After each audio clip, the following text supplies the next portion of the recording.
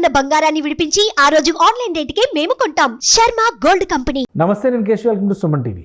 ఆంధ్రప్రదేశ్లో కొత్త ప్రభుత్వం వచ్చిన తర్వాత రహదారి వ్యవస్థపైనే రాజకీయం ఎక్కువ నడుస్తుంది. ఎందుకంటే విపక్షంలో ఉన్నప్పుడు జనసేన, తెలుగుదేశం, బీజేపీ 3 పార్టీలు కూడా రోడ్ల అభివృద్ధి విషయంలో జగన్మోహన్ రెడ్డి ప్రభుత్వాన్ని ఇరుకును పెట్టాయి. వీటిపైన విస్తృతమైనటువంటి ప్రచారాన్ని కూడా చేశాయి. ఈ 6 నెలల్లో రోడ్లు మారాయా లేదా అనేటువంటి ప్రశ్నకి ఒక సమాధానం ఏపీ సీఎం చంద్రబాబు నాయుడే ఇచ్చారు.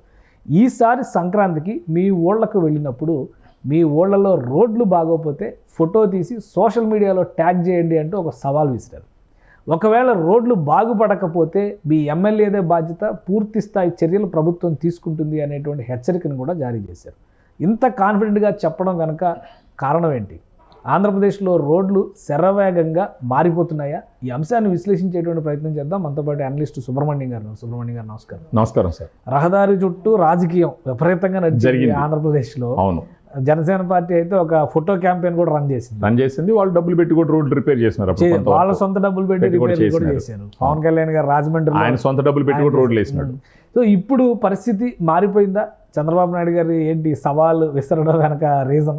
మారిందని అనుకోవాలి సార్. ఎందుకంటే ఇంతకు ముందర ప్రభుత్వంలో ఎక్కడన్నా ఏదన్నా పొరపాటు ఉంటే అది ఏదైనా ఫోటో తీసి, అంటే ప్రభుత్వానికి సంబంధించిన ఏదన్నా లోపం ఉంటే ఫోటో తీసి సోషల్ మీడియాలో పెడితే రాత్రికి రాత్రి పోలీసులు వచ్చి ఆ ఫోటోలు పెట్టిన వాళ్ళని తీసుకెళ్లి జైల్లో వేసేటటువంటి ఒక సంస్కృతి నుంచి సాక్షాత్తు చీఫ్ మినిస్టరే, అంటే మీకు దమ్ముంటే ఇప్పుడు ఎట్టా సంక్రాంతికి వస్తారు కదా మీరు ఊర్లకి, ఎక్కడన్నా మీరు రోడ్లు గాన గుంటలుగా అలా ఇలాగాన ఉంటే బాగలేకపోతే ఫోటో తీసి ట్యాగ్ చేయండి అని చెప్పడంలోనే రహదారుల వ్యవస్థను పూర్తిగా మార్చాలా అన్న ఒక పాయింట్ మీద వాళ్ళకున్న చిత్తశుద్ధిని క్లియర్గా చెప్తుంది సార్. కాన్ఫిడెన్స్ ఉందన్నమాట. కాన్ఫిడెన్స్ అంటే వాళ్ళు మనసు పెట్టి పని చేస్తున్నారు కాబట్టి. గత 2 రోజుల క్రితం కూడా మనం చూసినాం, పవన్ కళ్యాణ్ గారు ఏజెన్సీ ప్రాంతాలకంతా వెళ్ళడము, కృష్ణా జిల్లాలో పోవడం, తర్వాత మన ఇక్కడ గుడివాడ జిల్లాలో పోవడం, అల్లూరు సీతారామ జిల్లాలో పోవడం, స్వతహాగా ఆయనే కూర్చొని వేసినటువంటి రోడ్లు లోడి వాటి నాణ్యతని చెక్ చేయడము. అంటే ఇప్పుడు ఈ రోజు వచ్చేసి మళ్ళీ రీసెంట్గా చంద్రబాబు నాయుడు గారు ఎలాగో సంక్రాంతికి అందరూ వస్తారు అంటే ఆయన ఐడియా చూడండి, ప్రతి ఒక్కరు సంక్రాంతికి ఊర్లకు వస్తారు కదా, రోడ్లు బాగలేకపోతే ఫోటోలు తీసి ట్యాగ్ చేయండి, మీకు లోకల్ ఎమ్మెల్యేలతో పూర్తి బాధ్యత అని చెప్పడం ద్వారా 2 ఆయుధాలు ఇస్తున్నాడు. ఒకటి, ఓటు వేసిన వాళ్ళ చేతికి సాక్షాత్తు ఆయుధం ఇస్తున్నాడు, ఫోటో తీసి ట్యాగ్ చేయండి అనేసి.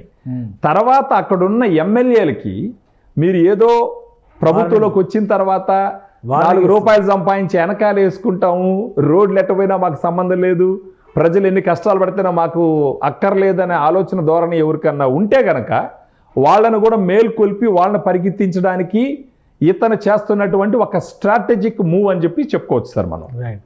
అంటే ఆంధ్రప్రదేశ్లో ఇంటర్నల్ రోడ్స్ అంటే స్టేట్ హైవేస్ వీటన్నిటికి సంబంధించి టోల్స్ పెట్టాలి, ఇటువంటి చర్చ అంతా నడుస్తుంది.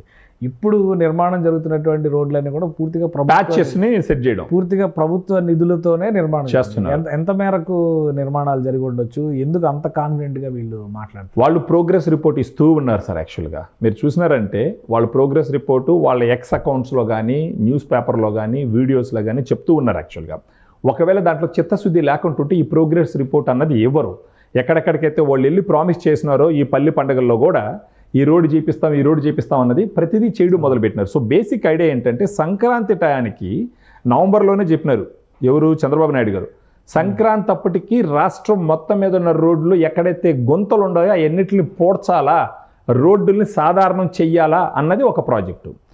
దానికి స్టేట్ గవర్నమెంటే నిధుల కొరత ఉన్నప్పటికీ పెట్టి చేస్తున్నటువంటి సిచ్యువేషను. తర్వాత మెయిన్ రహదారులు డెవలప్మెంట్ చేయడానికి P3 మోడల్ని ఆయన టేకప్ చేయబోతున్నాడు.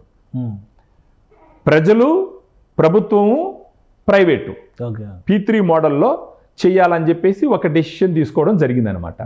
సో ఇప్పుడు ఏ రాష్ట్రం అయినా సరే పరుగులు పెట్టాలా మారుతున్న కాలంతో అంటే మొదటి వ్యవస్థ రహదారులు. ఇప్పుడు ఎవరన్నా బయట ఊరోడు లేదా ఒక ఇన్వెస్టరు ఒక ఊర్లోకి వచ్చినాడంటే ఫస్ట్ వాళ్ళు ఎక్స్పీరియన్స్ అయ్యేది రోడ్లు.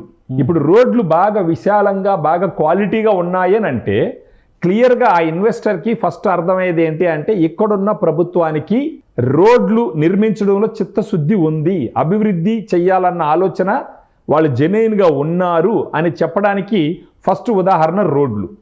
సో ఈ విషయం చంద్రబాబు నాయుడు గారికి తెలుసు కాబట్టి ఈ విషయం మీద క్లియర్గా ఫోకస్ చేసి ఇంతకు ముందర మనం ఒకసారి విన్నాం, కేటీ రామారావు గారు చెప్పినారు, ఆయన ఫ్రెండ్ ఎవరో ఆంధ్రప్రదేశ్కి వెళ్ళి సంక్రాంతికి వచ్చిన తర్వాత చెప్పినాడు కరెంటు గురించి, రోడ్ల గురించి. కేటీఆర్ గారే ఇక్కడ అన్నారు, నా ఫ్రెండ్ ఒక ఆయన ఆంధ్రప్రదేశ్కి సంక్రాంతికి వెళ్ళి వస్తే అక్కడ కరెంటు లేదు, తర్వాత రోడ్లు కూడా ఘోరంగా ఉన్నాయి, మీరిదే గొప్పగా ఉండదని ఆయన ఫ్రెండ్ చెప్పినటువంటి సందర్భం. వాళ్ళ ఫ్రెండే కేటీఆర్ గారు ఇంతకు ముందు ఉన్న ప్రభుత్వానికి సంబంధించిన బ్రదరు.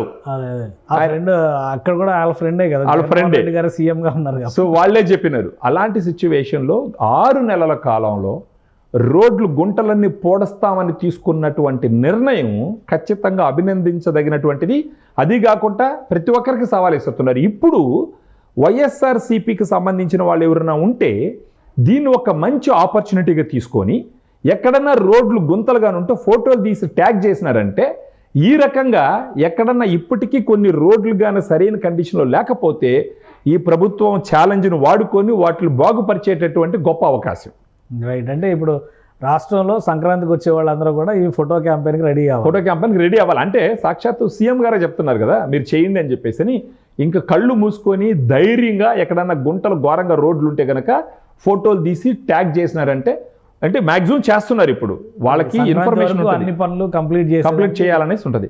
అప్పటికీ ఎక్కడన్నా రోడ్లు బాగలేకపోతే ఫోటోలు తీసి కానీ పెడితే అదొక మంచి అవకాశం ప్రభుత్వ దృష్టికి తీసుకెళ్లి ఆ రోడ్లు కూడా బాగుపరుచుకునేటటువంటి అవకాశం అనమాట. సో ప్రతి ఒక్కరూ పార్టీలకు అతీతంగా, ప్రదేశాలకి అతీతంగా ఈ క్యాంపెయిన్ని మనసా వాచా కర్మన యాక్సెప్ట్ చేసి దీంట్లో పార్టిసిపేట్ చేస్తే కనుక ఒక గ్రేట్ ఆపర్చునిటీ మొత్తం రోడ్ల వ్యవస్థను పూర్తిగా మార్చడానికి. రైట్. థ్యాంక్ యూ సుబ్రహ్మణ్యం గారు విశ్లేషణ అందించినందుకు. ఇది ఆంధ్రప్రదేశ్ ప్రభుత్వం ఫుల్ కాన్ఫిడెన్స్తో ఉంది. ఇప్పటివరకు రహదారి వ్యవస్థ సరిగ్గా లేదు అని భావిస్తున్నటువంటి ఆ రాష్ట్ర ప్రజలకే ఒక సవాల్ విసురుతుంది. మొత్తంగా టార్గెట్ పెట్టుకొని సంక్రాంతిలోపు పెద్ద ఎత్తున రహదారి వ్యవస్థని స్టెబిలైజ్ చేసేటువంటి ప్రక్రియని ఏపీ ప్రభుత్వం అమలు చేస్తుంది. అందుకే ఈ సవాల్ విసిరారన్నారు. సో సంక్రాంతికి చూద్దాం, సంక్రాంతికి సొంత ఊళ్ళకి వెళ్ళేటువంటి ఆంధ్రప్రదేశ్ ప్రజలకి ఎంతవరకు సౌకర్యవంతమైనటువంటి ప్రయాణం ఉంటుందో వేచి చూడాలి. ఇది special discussion. Keep watching. Suman టీవీలో మీ పర్సనల్ అండ్ బిజినెస్ ప్రమోషన్స్ కోసం కింది నెంబర్కి కాంటాక్ట్ చేయండి.